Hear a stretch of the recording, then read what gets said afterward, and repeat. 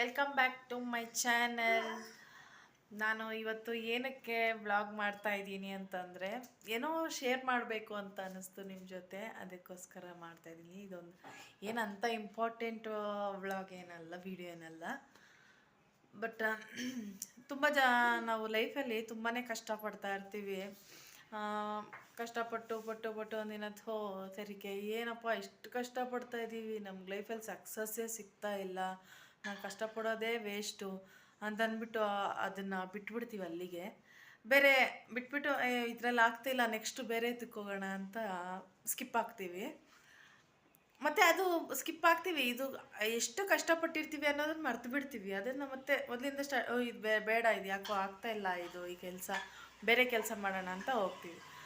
ಅದನ್ನು ಮತ್ತೆ ಮೊದಲಿಂದ ಸ್ಟಾರ್ಟ್ ಮಾಡಿ ಮತ್ತೆ ಅಲ್ಲಿ ಕರ್ಕೊಂಡೋಗ್ತೀವಿ. ವೆಯ್ಟ್ ಮಾಡಬೇಕು, ನಾವು ವೆಯ್ಟೇ ಮಾಡೋದಿಲ್ಲ. ಇದು ಯಾಕೆ ಹೇಳ್ತಾ ಇದ್ದೀನಿ ಅಂತಂದರೆ, ನಾನು ಫಾರ್ ಎಕ್ಸಾಂಪಲ್ಲು ನಿಮ್ಗೇನೋ ಒಂದು ತೋರಿಸ್ತೀನಿ. ನಾನು 3 months ಮುಂಚೆ ಒಂದು ಡ್ರ್ಯಾಗನ್ ಫ್ರೂಟ್ ತಿಂದಿದ್ದೆ. ಡ್ರ್ಯಾಗನ್ ಫ್ರೂಟು ಗೊತ್ತಲ್ಲ, ಅದು ತಿಂದಿದ್ದೆ. ಅದೊಂದು ಸ್ವಲ್ಪ ಒಂದು 5-6 ಬರೀ 5-6 ಸೀಡ್ಸ್ ಅಷ್ಟೇ. ಅದನ್ನು ಒಂದು ಪಾಟಲ್ಲಿ ಹಾಕಿದ್ದೆ. ಆಲ್ಮೋಸ್ಟು ಅದು ನಾನು ಹಾಕಿ 3-4 months ಆಗಿದೆ. ಈಗ ಅದು ಚಿಗುರು ಬಂದಿದೆ. ನಾನು ಅಯ್ಯೋ ಸುಮ್ಮನೆ ಹಾಕಿರೋಣ, ಏನೋ ಸುಮ್ಮನೆ ಕಾಟಾಚಾರಕ್ಕೆ ಏನೋ ಮಾಡಿದೆ ಅಷ್ಟೇ, ಹಾಕಿದ್ದೆ. ಈಗ ನೋಡಿದ್ರೆ ಅದರಲ್ಲಿ ಅದು ಚಿಗುರು ಬಂದಾಗ ನನಗೆ ಎಷ್ಟು ಖುಷಿ ಆಯಿತು ಅಂದರೆ, ಅದನ್ನು ನೋಡಿ ಎಕ್ಸ್ಪೆಕ್ಟೇಷನೇ ಇರಲಿಲ್ಲ ನನಗೆ ಅದು ಸೊ ತೋರಿಸ್ತೀನಿ ಬನ್ನಿ ನಿಮಗೆ.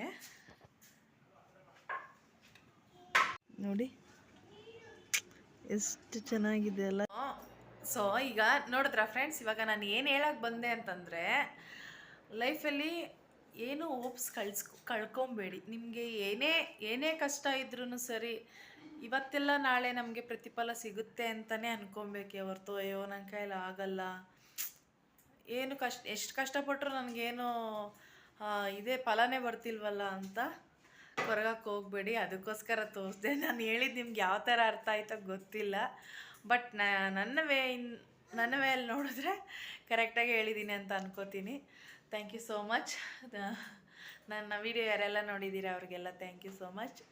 ನಮಸ್ತೆ, ಬಾಯ್.